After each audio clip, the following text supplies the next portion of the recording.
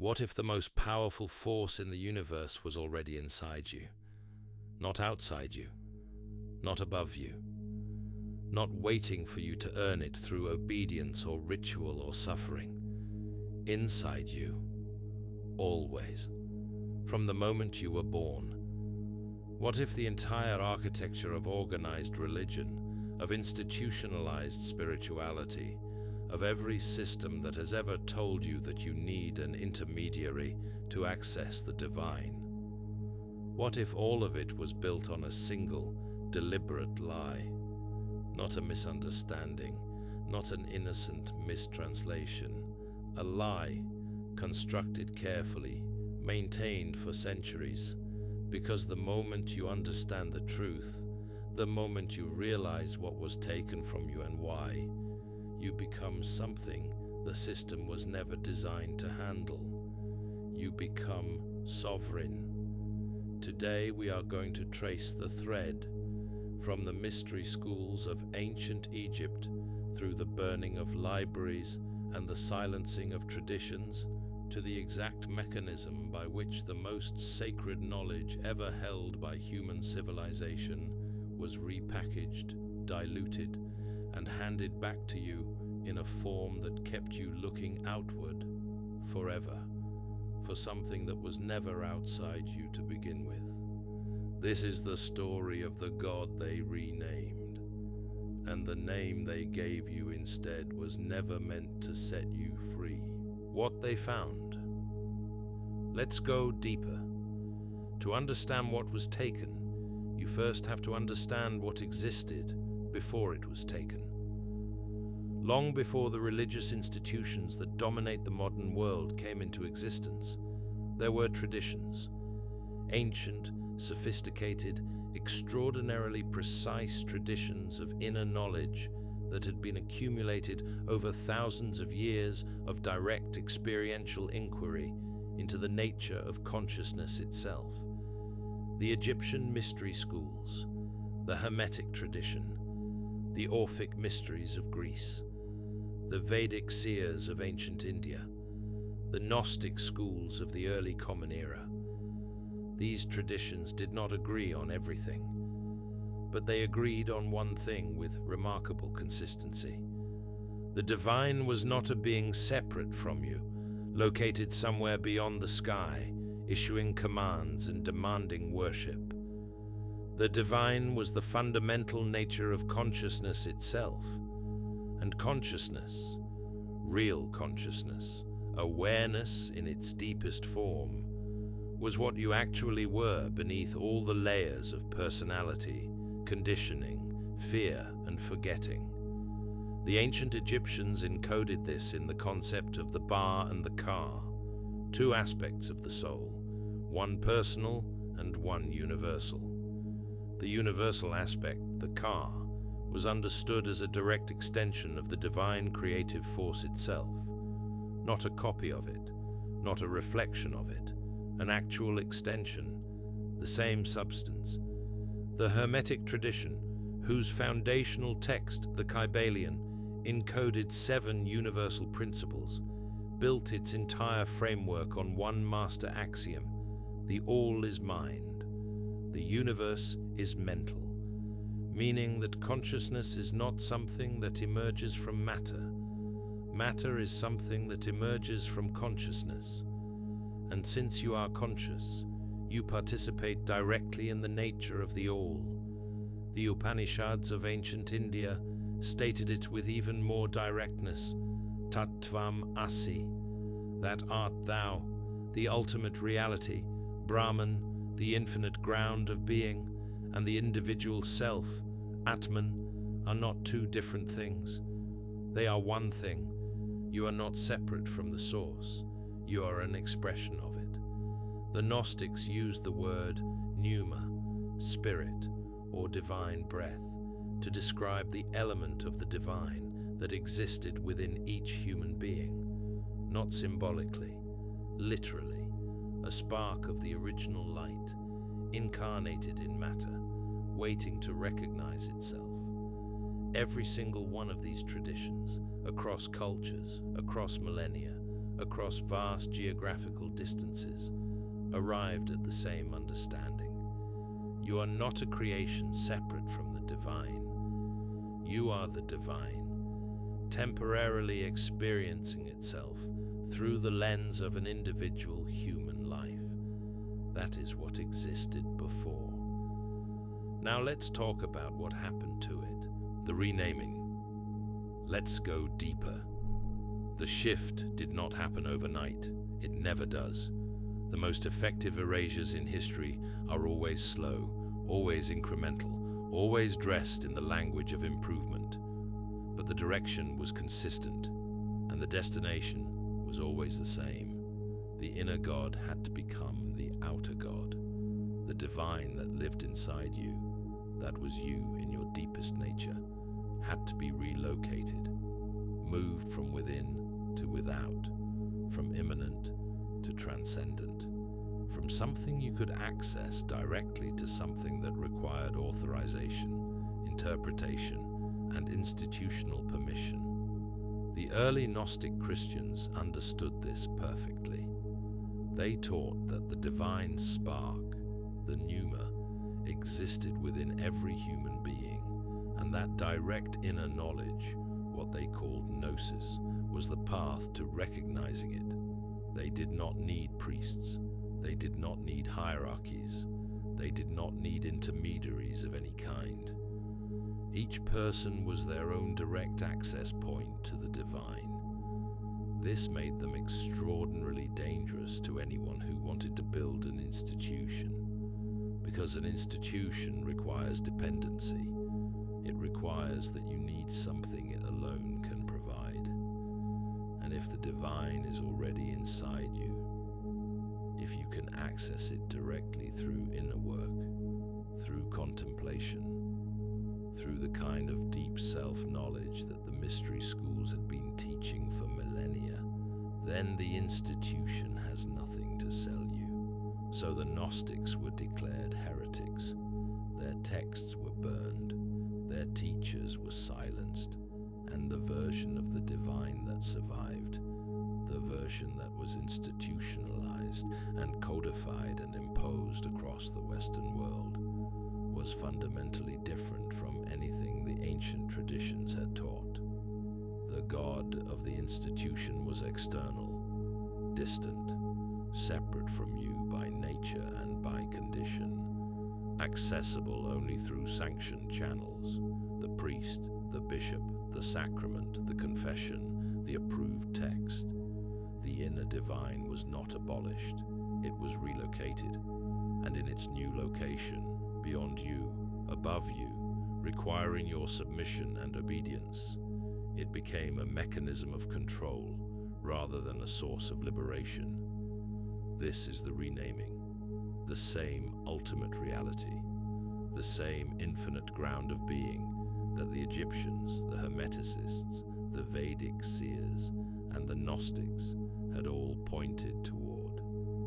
Given a new name, a new address, and a new set of conditions for access that no one outside the institution could verify or grant. What was lost? Let's go deeper. When the inner divine was relocated outside, something very specific was lost. Not just a theological concept, not just an abstract philosophical position, a technology, because the ancient understanding of the divine as the deepest nature of consciousness was not merely a belief system. It was a practical framework for accessing states of awareness and capacities of mind that modern science is only now beginning to document. The mystery school initiates were not studying theology in the way we think of it today. They were engaged in a rigorous, structured, experiential investigation of consciousness itself. The rituals, the symbols, the mythological narratives, these were not meant to be taken literally. They were maps, precise maps of inner territory, designed to guide the initiate through specific stages of psychological and spiritual transformation. The Egyptian Book of the Dead, more accurately translated as the Book of Coming Forth by Day, was not a funeral text in the way it has been presented. It was an initiatory manual, a guide for navigating the inner landscape of consciousness, using the metaphor of death and resurrection to describe the dissolution of the conditioned self and the emergence of something deeper. The Hermetic principle of as above, so below, one of the most widely quoted phrases from the ancient traditions, was not a poetic metaphor. It was a precise statement about the relationship between the macrocosm and the microcosm, between the structure of the universe and the structure of individual consciousness. The implication being that by understanding one, you understand the other, and that by working with your own inner states, you are working with forces that extend far beyond the personal. The Gnostic concept of the pleroma, the fullness, the divine totality, described a state of consciousness that the initiate was meant to directly experience, not merely believe in. The entire Gnostic path was structured around the direct, lived recognition of the divine spark within. When these traditions were suppressed, when the texts were burned, the teachers silenced, the initiatory lineages broken, what was lost was not just information. What was lost was a living transmission, a practical knowledge of how to access the deepest layers of your own consciousness, how to work with the intelligence that operates beneath the surface of ordinary awareness, how to recognize the divine not as a theological concept, but as a direct experience, as the ground of your own being. And what replaced it was belief, not experience, not direct knowledge, belief, a set of propositions to be accepted without verification, maintained through social pressure and institutional authority, and never, under any circumstances, subjected to the direct inner inquiry that the original traditions had always demanded. The mechanism of control. Let's go deeper. Here is the part they do not want you to put together. The relocation of the divine from within to without was not just a theological shift. It was a control mechanism, one of the most effective ever devised. Because the moment the divine is outside you, you are permanently incomplete, permanently dependent, permanently in need of something that exists beyond your direct access. And whoever controls access to that, something controls you. This is not speculation. The historical record is explicit.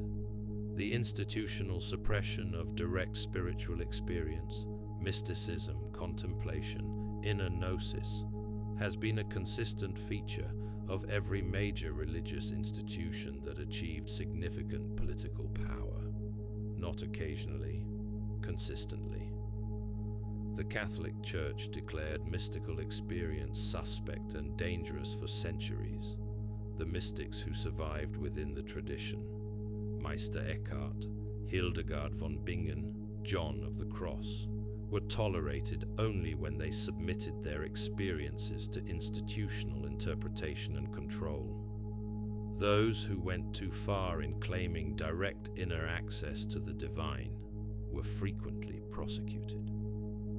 Meister Eckhart, perhaps the most profound Christian mystic of the medieval period, was posthumously condemned by Pope John XXII for statements like this: "The eye through which I see God is the same eye through which God sees me. My eye and God's eye are one eye, one seeing, one knowing, one love." This statement is almost identical to the Vedantic Tattvam Asi. It is almost identical to the Hermetic understanding of consciousness. It is almost identical to what the Egyptian mystery schools had been teaching thousands of years earlier. And it was condemned as heresy, not because it was factually wrong, but because if it was right, if your eye and God's eye were truly one, then you had no need of the institution. You had no need of the priest, the bishop, the sacrament, the confession. You were already, in your deepest nature, exactly what the institution claimed to offer you access to. The heresy was not the theology. The heresy was the sovereignty. The fingerprints left behind. Let's go deeper. Here is what makes this extraordinary. Despite centuries of suppression, despite the burning of libraries and the silencing of lineages, the original understanding was never completely erased. It survived, hidden in plain sight, encoded in symbols, in architecture, in mythology, in the very texts that the institutions thought they had successfully sanitized. The Christian tradition itself contains the fingerprints of the original knowledge everywhere for those with eyes to see. The Gospel of Luke records Jesus saying, "The kingdom of God is within you, not above you, not beyond you, not accessible only through institutional channels, within you." This single statement, if taken seriously, dismantles the entire architecture of external religious dependency. And it survived, embedded in the canonical text, perhaps because its radical implications were successfully obscured by centuries of institutionalized interpretation. The Gospel of Thomas, excluded from the canonical Bible, discovered in Egypt in 1945, is even more explicit. Jesus in Thomas says, "If you bring forth what is within you, what you bring forth will save you. If you do not bring forth what is within you, what you do not bring forth will destroy you." This is not the language of external salvation. This is the language of the mystery schools. This is Gnosis. The Sufi tradition within Islam preserved the inner understanding through poetry and metaphor. Rumi's entire body of work is an extended meditation on the divine as the deepest nature of the human being, not a separate God to be worshipped, but the beloved within, sought through the dissolution of the false self. The Kabbalistic tradition within Judaism mapped the inner divine through the Sephirot, 10 attributes or emanations of the infinite, understood not as external cosmic forces, but as aspects of consciousness itself, present within each human being.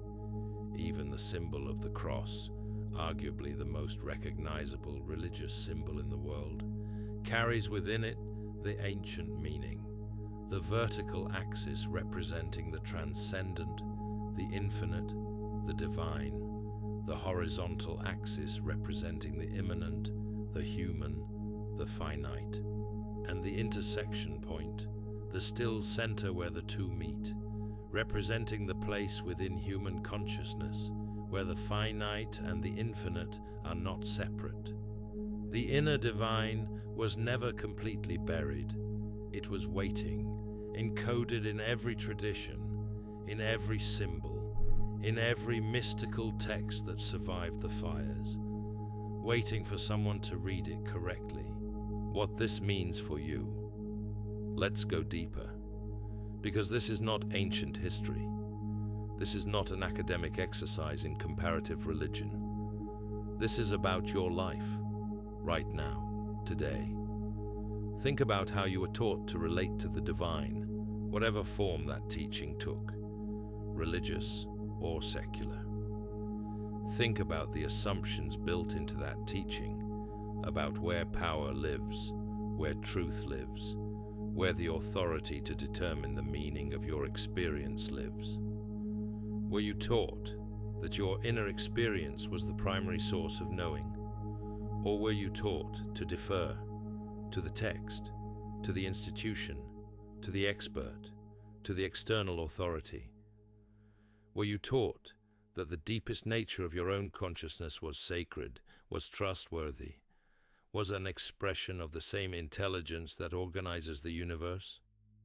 Or were you taught that you were fundamentally flawed, fallen, broken, in need of correction and salvation from outside yourself? Were you taught that direct inner experience was a valid and primary form of knowing? Or were you taught that subjective experience was suspect, unreliable, dangerous, that only externally verifiable, institutionally sanctioned knowledge could be trusted? The conditioning runs deep. It runs deeper than religion. It runs through education, through science, through psychology, through the entire structure of a culture that has been built for centuries on the assumption that authority lives outside you. And the effect of that conditioning is precise and measurable. A person who believes the divine is outside them is a person who is always incomplete, always seeking, always one step away from the wholeness they are reaching for. And that reaching, that perpetual incompleteness, is the engine of dependency on institutions, on systems, on anything that promises to finally close the gap between where you are and where the divine supposedly is. But a person who begins to reclaim the understanding that was taken, who begins to recognize, even tentatively, even imperfectly, that the ground of their own being is not separate from the ground of all being, that person stops being manageable in their old way, not because they become arrogant, not because they reject all external knowledge and tradition, but because their center of gravity has shifted. The authority for their own inner experience now lives where it always actually lived, within them. And that shift changes everything. Reclaiming what was taken. Let's go deeper. So what does it actually mean to reclaim this? How does the understanding move from intellectual, from something you know about, to experiential, to something you actually live from? Because this is where the mystery schools had something that modern spiritual culture has largely lost. They were not interested in belief. They were not interested in ideology. They were interested in direct experience, in the actual, lived recognition of the inner divine, not as a concept, but as a felt reality. And they had specific methods for producing that recognition. The first was the dissolution of the false self. Every serious inner tradition recognizes that the conditioned personality, the accumulated layers of social role, defensive adaptation, and inherited belief, sits between ordinary consciousness and the deeper ground of being, not as a permanent barrier, but as a temporary obscuration, like clouds covering the sun. The sun has not gone anywhere. The clouds are simply in the way. The practices of the mystery schools, the rituals, the initiations, the extended contemplative work were all designed to thin the clouds, to create moments of direct recognition in which the deeper ground became perceptible, not as an abstract concept, but as the most immediate and obvious fact of experience. The second was the cultivation of inner stillness.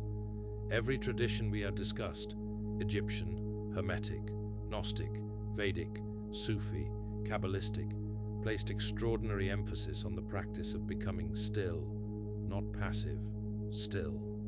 The kind of interior quiet in which the noise of the conditioned mind subsides enough for something deeper to be heard. This is not complicated, but it is demanding, because the conditioned mind does not go quiet voluntarily.